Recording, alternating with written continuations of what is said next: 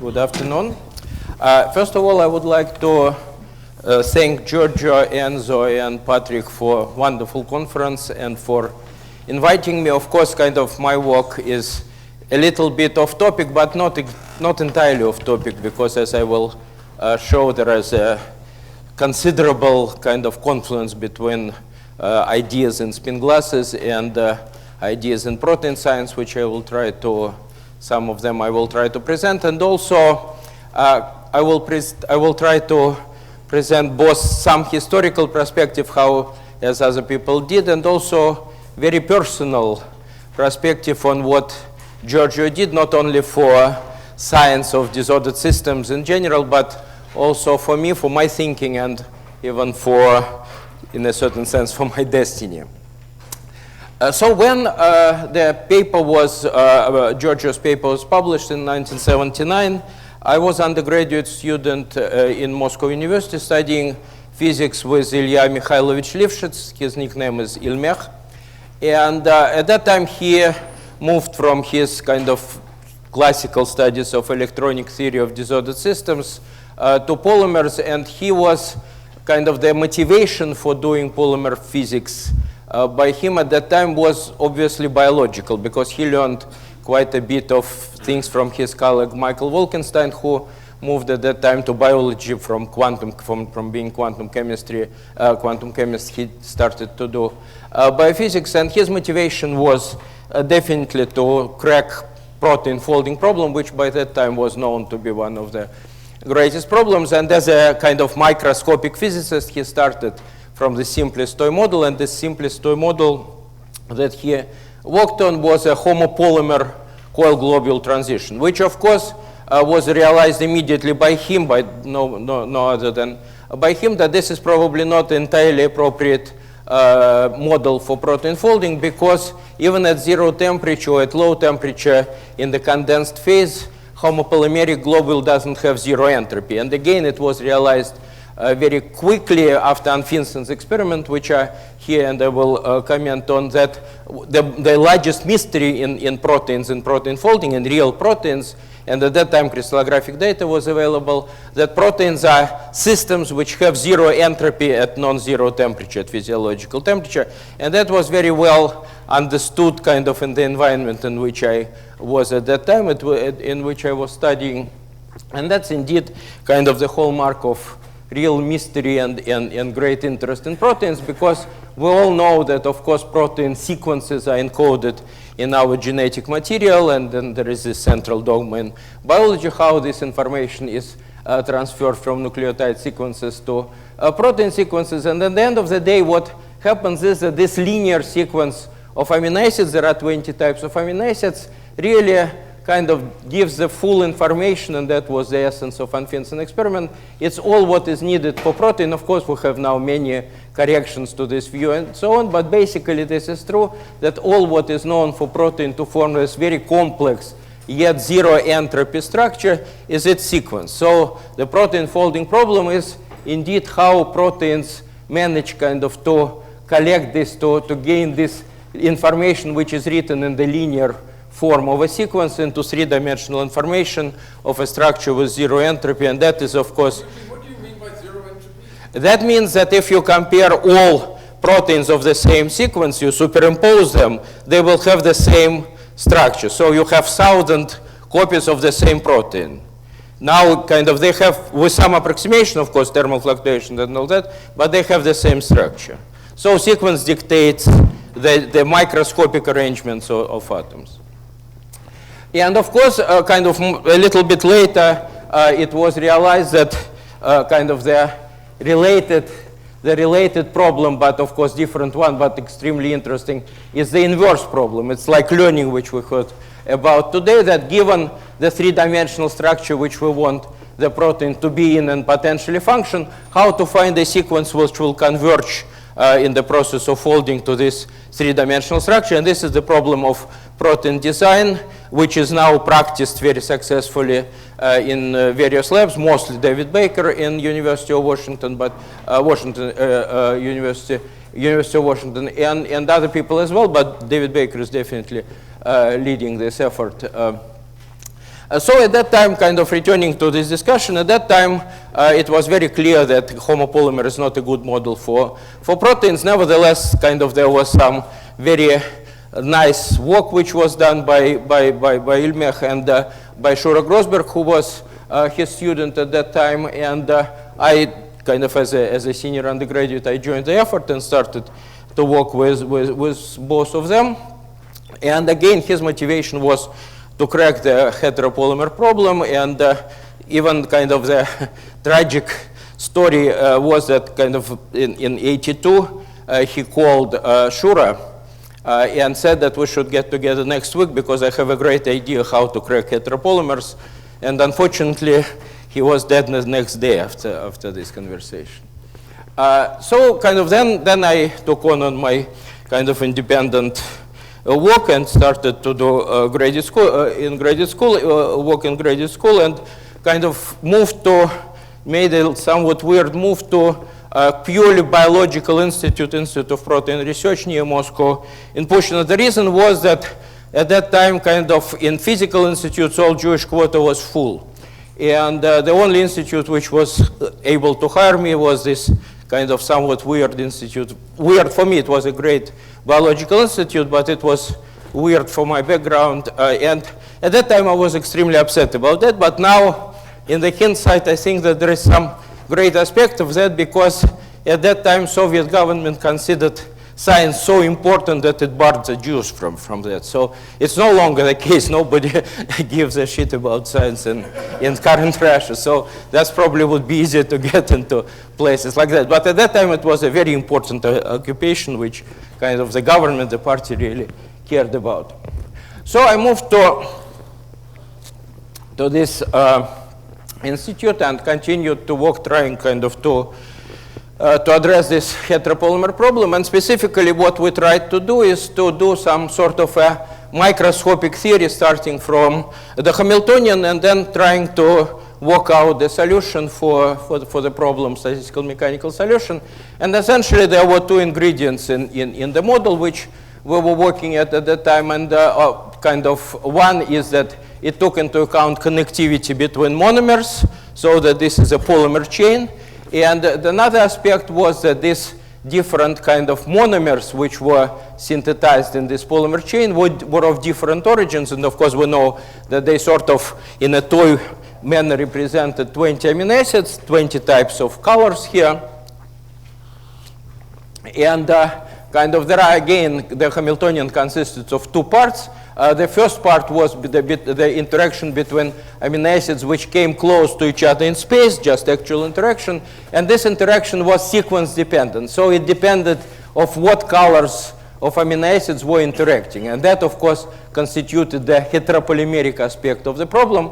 And then, of course, these terms, which we called G at that time, but it is similar in Edwards Hamiltonian to the gradient term, this is kind of the linear connectivity. It took into account the fact that two amino acids which are close to each other in the sequence cannot be far apart from each other in space. So, and of course, if you wanted to kind of to work on some specific model, kind of how the covalent bonds are formed, etc., this is all of this in this G term. It could be worm-like chain, Gaussian chain, Edwards Hamiltonian, whatever you wanted to work to be, but this all kind of local effects were concentrated in this G term. And then, of course, the question was obviously how to do this, and that's of course the basis of replicas. The question was how to average log of the partition function, and we at that time we tried to various tricks, kind of working on some mean field approaches, trying to first calculate, to determine free energy of a heteropolymer in the external field, and then try to self-consistently solve it for self-interacting. And I think we did some reasonable work in external field based on a very different approach of dynamic renormalization group, but completely failed of self-consistently converted to self-interacting polymer, and we got stuck for a few years. Then, kind of for some weird reason, because we had, as I said, I worked in this biological institute, and it had very good library of biology journals. Kind of, it was one of the very advanced institutes in the Soviet Academy of Sciences, so it had Western journals, but not physics. And so it was sort of difficult for people who were in this environment to read physics journals, and nobody cared about them in this institute. But for some weird reason, there was an issue of reviews of modern physics with a review, I think it was by Mark Mizar and Miguel Virasoro, Ultrametricity for Physicists, which first kind of I learned about all these wonderful ideas of Giorgio and others from this journal and from this review, and I got extremely excited, and I thought that that's probably where we should go, that's probably what should be done here. And essentially, kind of the idea was to try replicas on this Hamiltonian, kind of this partition function that took for the Hamiltonian that I showed in the previous slide. And of course, the probability P of sigma is probability of sequence. And the first step was to consider random sequences, which of course means that kind of every sequence enters with the same probability, and meaning that P of sigma is a constant equals to 1 over 20 to the n, obviously. And then kind of we started to do replica, trying to figure out what will be the replica solution for this after learning about replicas and stuff from these reviews and then other reviews, and then finally from original Giorgio's paper, which we were able to get at that time. I think it was 86 or maybe 87. And kind of then we figured out how to do the problem. Essentially, it turned out that it is somewhat different, similar, but somewhat different from spin glass in the sense that there are kind of, when you do calculation, replica calculation, there are two other parameters emerging. One is just average density of the polymer, so it's a compact, it's in the globular state, so there is some average density. But then comes an interesting parameter, which was, of course, replica overlap, which comes out of it.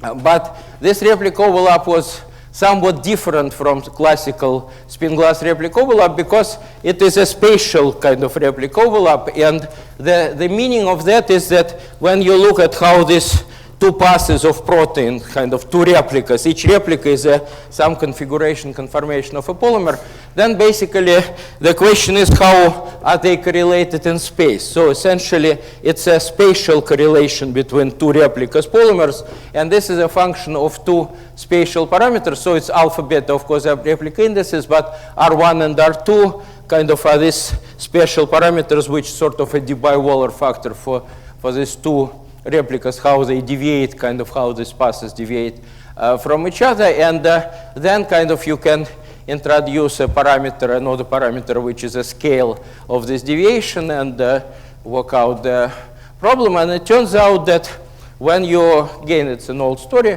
when you work it out, then indeed this Hamiltonian shows replica symmetry breaking, but it is one-step replica symmetry breaking. Essentially, the solution depends crucially on dimension. So if this happens in d greater than 2 dimension, then this is the solution for this problem, one-step replica symmetry breaking. And if the polymer is in less than 2 dimension, then there is a full replica symmetry breaking for d less than 2. And I think we have to understand why is it so, because it is related to the properties of the random walk, which is at d less than 2, it's self-similar on all scales, and at d greater than 2, it's not self-similar for the compact random walk. And that made the whole difference between this replica solution at in 3 dimension, which is of course our real, and in d less than 2. It turns out that d less than 2 situation may be relevant for a different problem of genome organization, where we have this sort of fractal globular situation, which is sort of a proxy for a normal equilibrium polymer at d less than 2, where things like that can happen. But in normal kind of protein-like heteropolymer, it is one-step replica symmetry breaking solution. So kind of it's, in a sense, it's good news and bad news, but good news why it is kind of replica, one-step replica symmetry breaking means that the landscape sort of is very rugged in the following sense, that kind of it has lowest energy state, of course, but there are many other very low energy states which have Q, which is 0 with respect to the lowest energy state. So essentially that means that there are many states which are very similar energetically to the ground state, but structurally they are very, very different. So this is the sort of a very kind of distributed, in a sense, structural landscape. And that is, of course, kind of crucially good news for design, because if you now kind of, and I will talk about that, or evolution, I will talk about that in a minute, but if you want to kind of do something with this minimum, which is your native minimum, then essentially the other kind of the competing minima are so far that probably you would not perturb the competitors, and you can kind of design well for your native state without the danger of designing for competing conformation. I will talk about that in a minute.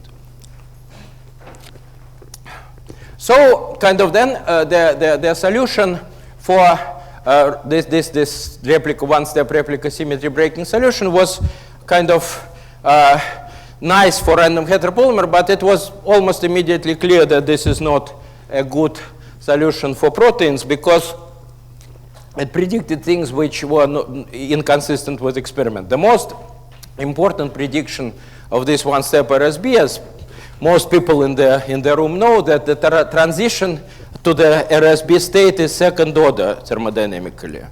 Kind of, it doesn't have a latent heat and stuff like that.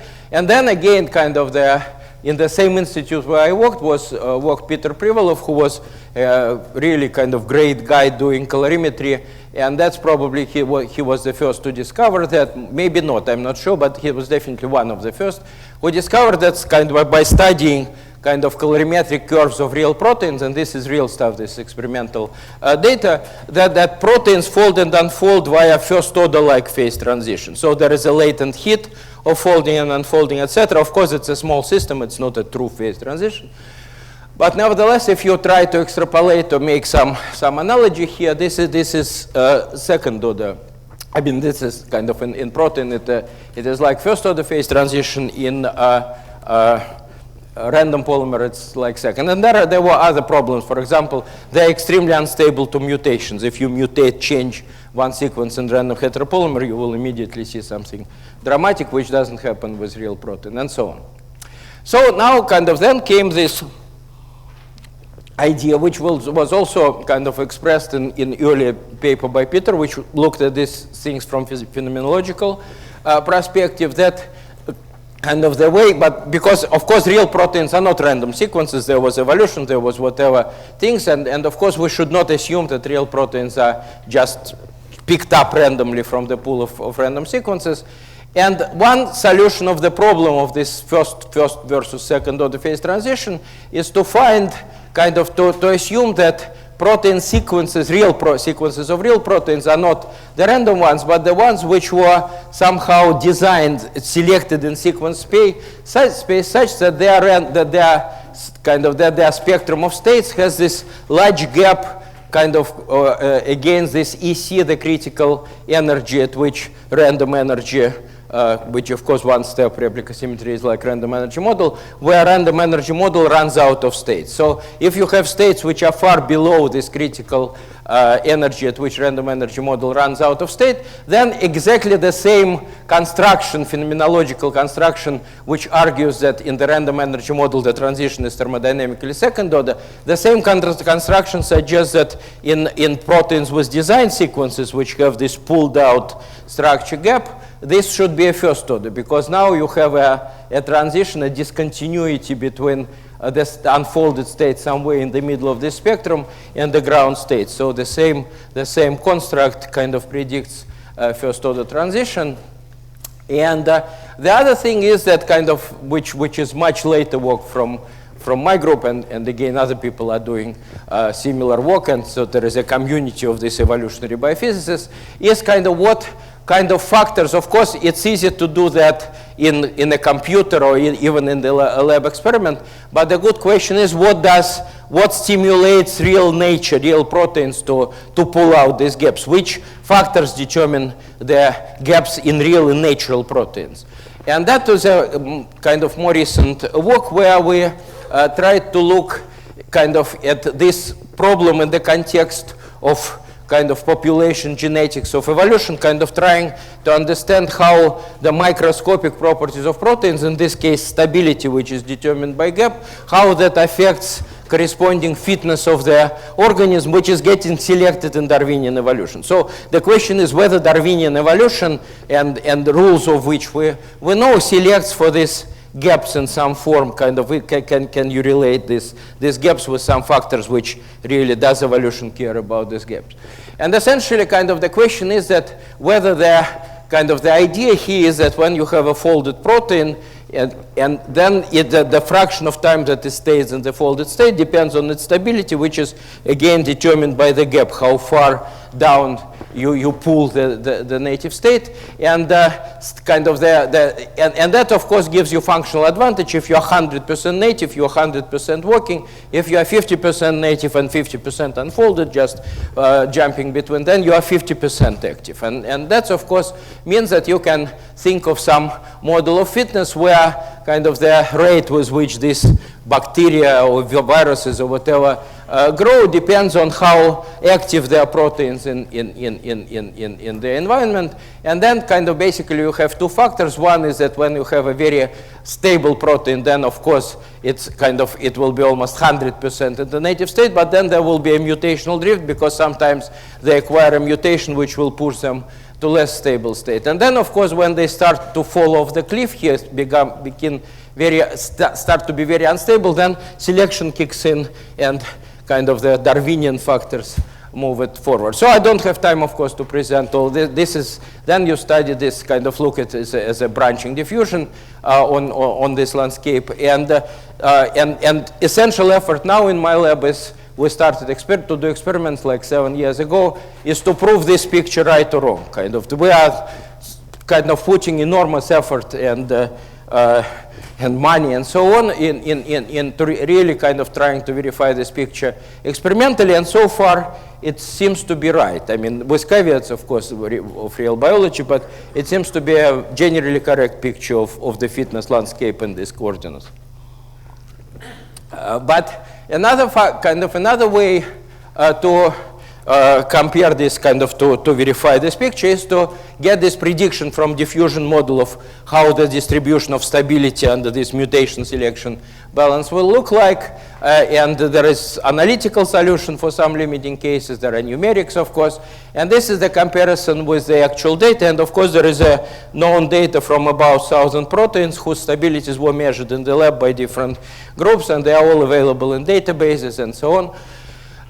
And essentially, this type of very simple landscape predicts correct many features of the actual protein stabilities correctly. For example, this exponential tail in the distribution, this is the probability in this database to find the protein with such and such stability, which was reported in the database with such and such stability, that decays exponentially, and this exponential decay can be calculated from this model without adjustable parameters. I have a Yes. question. Yes. The data that you are referring to, they are which kind of database? I mean, this is Protherm. It is called, the specific database is Protherm. So basically what is that? Because various labs measure protein stabilities for very different proteins, from human, from various bacteria, from viruses, whatnot, kind of. And then there is a group in Japan who kind of curated this literature and kind of takes all this data from journals from thousands probably groups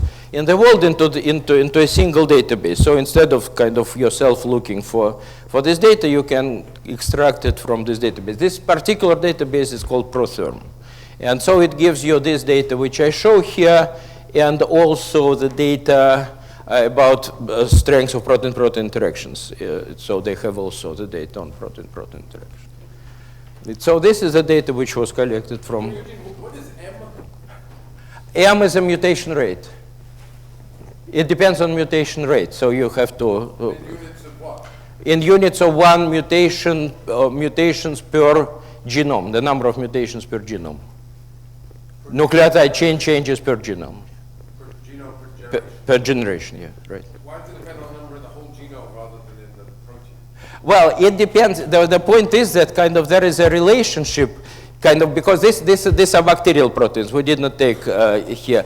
That kind of, there is a relationship between mutation rate and the genome size for bacterial genomes, more or less. Kind of, well, we can discuss it, more or less. It breaks down for viruses, completely breaks down for viruses.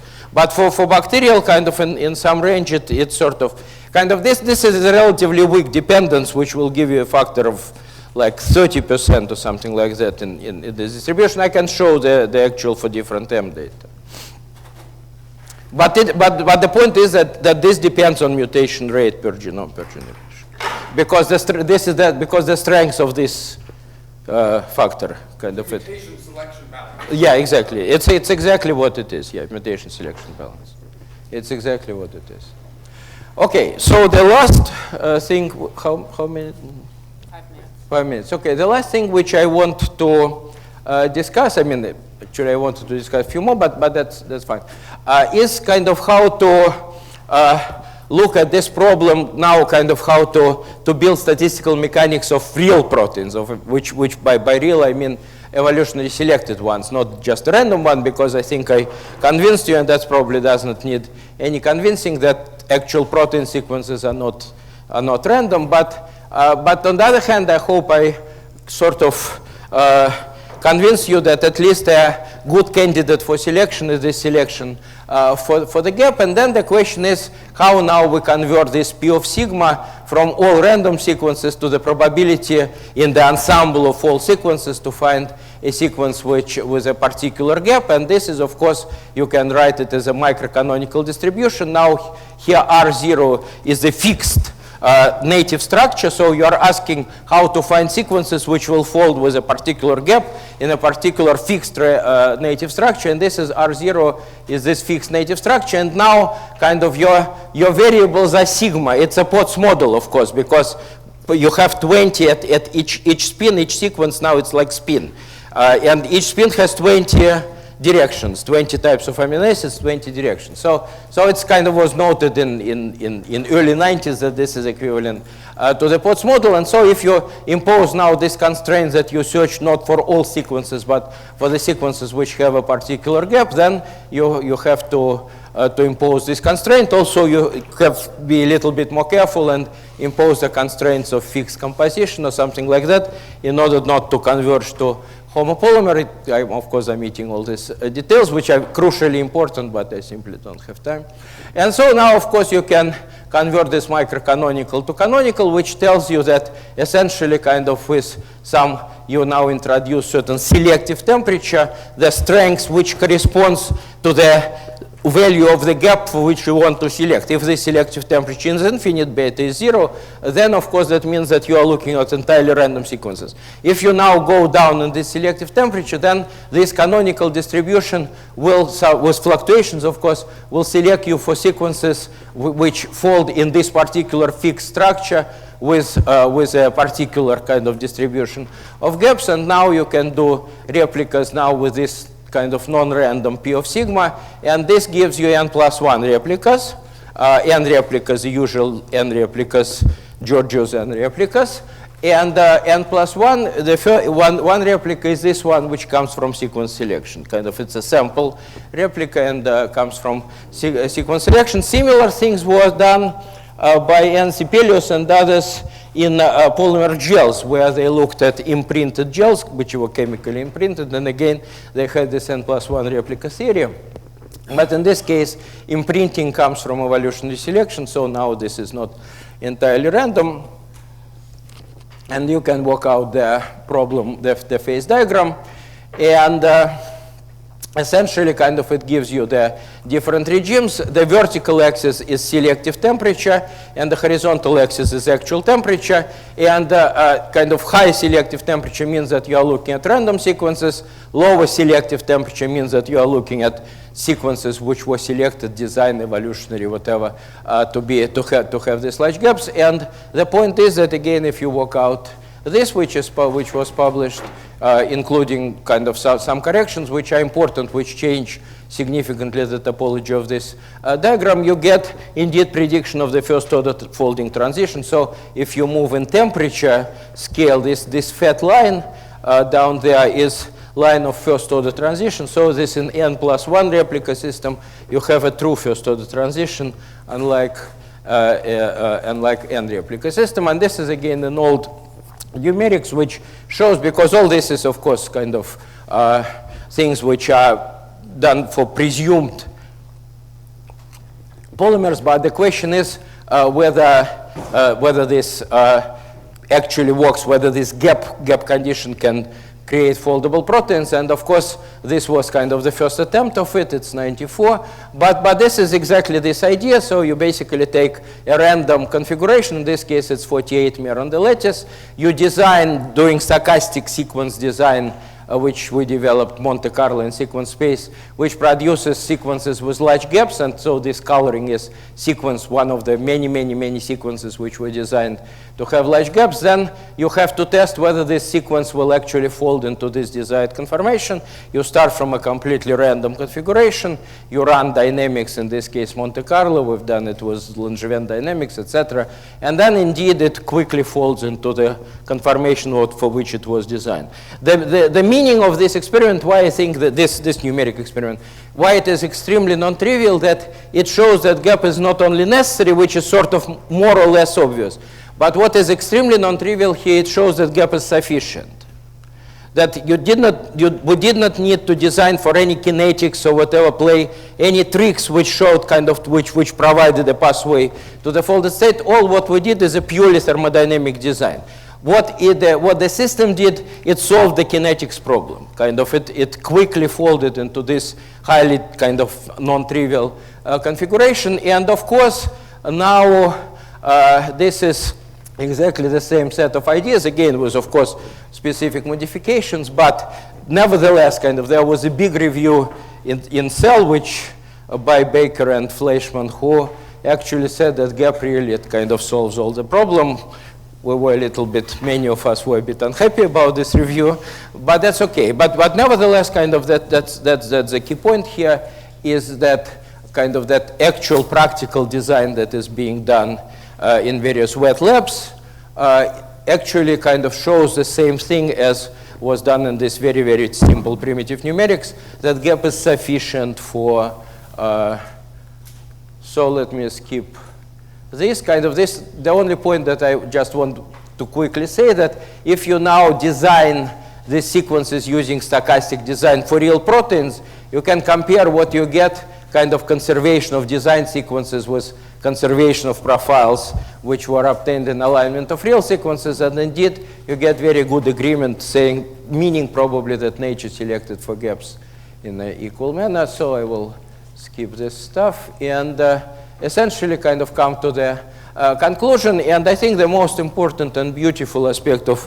replica symmetry breaking, that it allowed, at least applied to this problem, of course there are many beautiful aspects of it, that it really not only allowed to crack at least a prototypical heteropolymer problem, but really immediately provided insights which were very important for evolution and design. And also kind of now, of course, there is a lot of excitement about this Boltzmann statistics and sequence space, DCA and the stuff, but essentially kind of it comes from, again, the same kind of things, considerations of replica and replica theory. It really suggests that when you have design for gaps, you result in Boltzmann statistics, and I did not talk about this. And finally, I did not mention many people who worked with me on these various problems, and thanks to them, some of their names were mentioned in the slides. Some of them are still working. Thank you for your attention.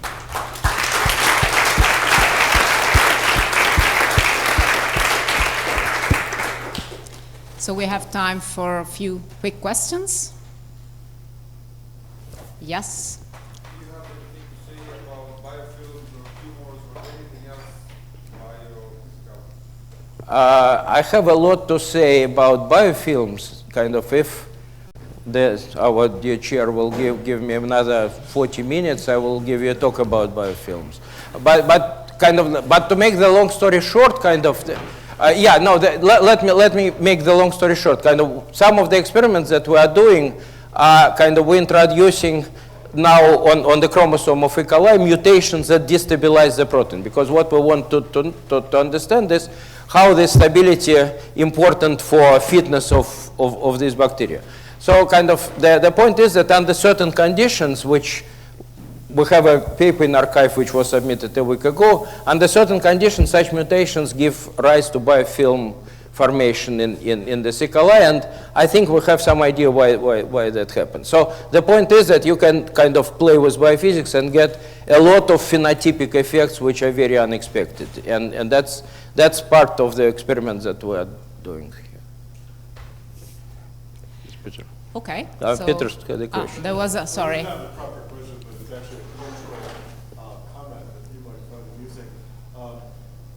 The person who actually determined that the transition was first order for protein folding is George Kistiakowsky in Wow. your department in Harvard. And this may not be a famous name here, but he was a good friend of Fermi, and he's the guy who actually assembled the atomic bomb that was tested in Trinity. So it goes really way back to the 19th. Wow, I didn't know that. That's really interesting. Yeah, I know many stories about him, but not this one. That's really interesting. So it's an explosive field. Yeah.